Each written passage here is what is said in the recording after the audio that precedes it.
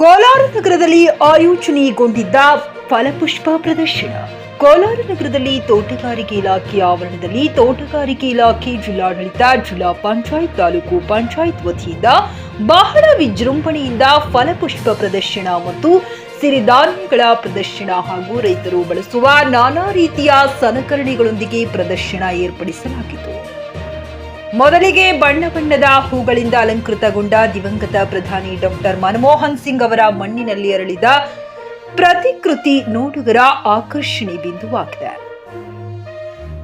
ಜೊತೆಗೆ ತೋಟಗಾರಿಕೆ ಇಲಾಖೆಯಿಂದ ಶ್ರೀಕೃಷ್ಣ ವಿಗ್ರಹವನ್ನ ಸ್ಥಾಪಿಸಿ ಸುತ್ತಲೂ ವಿವಿಧ ಹೂಗಳಿಂದ ರಂಗೋಲಿಯ ಮೂಲಕ ಅಲಂಕರಿಸಲಾಗಿತ್ತು. ನಂತರ ರೇಷ್ಮೆ ಗೂಡಿನಿಂದ ರೈತರಿಗೆ ಯಾವ ರೀತಿಯ ಅನುಕೂಲಗಳ ಬಗ್ಗೆ ಮತ್ತು ರಿಯಾಯಿತಿ ದರಗಳಲ್ಲಿ ಲಭ್ಯವಿರುವ ಯೋಜನೆಗಳ ಬಗ್ಗೆ ಇಲಾಖೆಯ ಸಹಾಯಕ ನಿರ್ದೇಶಕರಾದ ಬೈರೇಗೌಡರವರು ರೇಷ್ಮೆ ಇಲಾಖೆಯ ಬಗ್ಗೆ ಪರಿಪೂರ್ಣವಾಗಿ ವಿವರಣೆ ತಿಳಿಸಿರುತ್ತಾರೆ. ಮತ್ತು ಫಲಪುಷ್ಪ ಪ್ರದರ್ಶನಕ್ಕೆ ಬಂದಿದ್ದ ಹಳ್ಳಿಕಾರ್ವಗ್ಗಿ ಕೋಲಾರ ತಾಲೂಕು ಅಬ್ಬಣಿ ಗ್ರಾಮದ ರೈತ 2,50,000 ರೂಪಾಯಿಗಳ ಬೆಲೆ ಬಾಳುವ ಹಳ್ಳಿಕಾರ್ ಎತ್ತುಗಳನ್ನು ಪ್ರದರ್ಶನಕ್ಕೆ ತರಲಾಗಿತ್ತು ಮತ್ತು ಹಳ್ಳಿಕಾರ್ವಗ್ಗಿ ರೈತ ವಿವರಣೆ ನೀಡುತ್ತಾರೆ. ಮತ್ತು ಫಲಪುಷ್ಪ ಪ್ರದರ್ಶನಕ್ಕೆ ಬಂದಿದ್ದ ನೂರಾರು ಮಹಿಳೆಯರು ಮೆಚ್ಚುಗೆಯನ್ನ ವ್ಯಕ್ತಪಡಿಸಿ ಮಣ್ಣಿನಲ್ಲಿ ಮಾಡಿರುವ ದಿವಂಗತ ಪ್ರಧಾನಿ ಮನಮೋಹನ್ ಸಿಂಗ್ ರವರ ಕಲಾಕೃತಿಯ ಬಗ್ಗೆ ಇಂದಿನ ಮಕ್ಕಳಿಗೆ ಪ್ರೇರಣೆಯಾಗಲಿದೆ ಎಂಬುದನ್ನು ಮೆಚ್ಚುಗೆ ವ್ಯಕ್ತಪಡಿಸುತ್ತಾರೆ. ಹಾಗೂ ರಾಗಿಯಿಂದ ತಯಾರಿಸಿರುವ ವಿವಿಧ ರೀತಿಯ ಪದಾರ್ಥಗಳು ಮಾರಾಟ ಮತ್ತು ಪ್ರದರ್ಶನಕ್ಕೆ ಇಡಲಾಗಿತ್ತು. JN Krishnareddy, GK news Kannada, Bagepalli. ನಾನು ಕೋಲಾರ ತಾಲೂಕು ರೇಷ್ಮೆ ಸಹಾಯಕ ನಿರ್ದೇಶನಾಗಿ ಕೆಲಸ ಮಾಡ್ತಾ ಇದ್ದೀನಿ.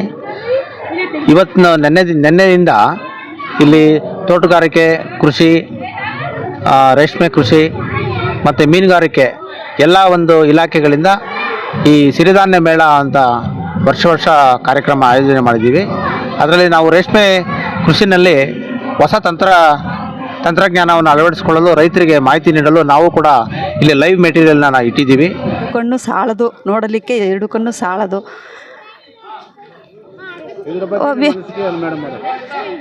ಇದರಿಂದ ಹೆಣ್ಮಕ್ಕಳಿಗೆ, ಈಗಿನ ಮಕ್ಕಳಿಗೆ, ಮುಖ್ಯವಾಗಿ ಈಗ ಹುಟ್ಟಿ ಬೆಳೆದ ಮಕ್ಕಳಿಗೆ ಇದರಲ್ಲಿ ಯಾವ ಹೂವುಗಳಿದೆ, ಯಾವ ಥರ ಗಿಡಗಳಿದೆ, ಯಾವ ಥರ ಬೆಳೆಗಳಿದೆ, ಯಾವ ಥರ ಸಿರಿಧಾನ್ಯ ಅಂದರೆ ಏನು ಅಂತಲೇ ಗೊತ್ತಿಲ್ಲ.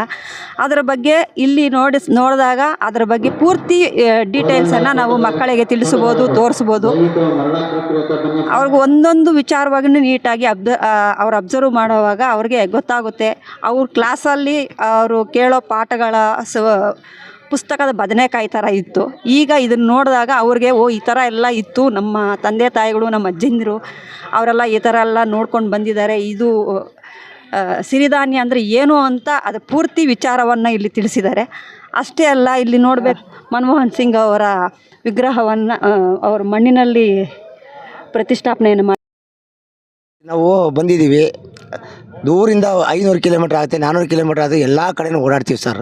ಒಂದು ಮಾತು ಹೇಳ್ತೀನಿ ಕೇಳಿ, 6 ಕೋಟಿ ಕನ್ನಡ ಜನ ಅವಾಗಿದ್ದರು, ಇವಾಗ 7 ಕೋಟಿ ಜನರಾಗಿದ್ದಾರೆ.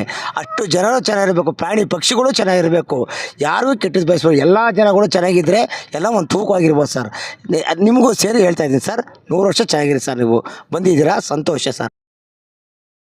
ಗ್ರಾಹಕರ ಸ್ಯಾಟಿಸ್ಫ್ಯಾಕ್ಷನ್ ನಲ್ಲಿ ನಂಬರ್ 1 ತೃಪ್ತಿ ದರದಾಯಕ ಶೋರೂಮ್ ನಿಮ್ಮ ಎಸ್ಪಿ ಟಿವಿಎಸ್ ಶೋರೂಮ್ ನಿಮಗಾಗಿ ತಂದಿದೆ ಹೊಸ ಮಾಡೆಲ್ಗಳ ಹೊಸ ಬೈಕ್ಗಳು. ರೈತರಿಗಾಗಿ ಅನುಕೂಲವಾಗಿರುವ ಸೂಪರ್ ಎಕ್ಸೆಲ್ ಕೂಡ ಲಭ್ಯ.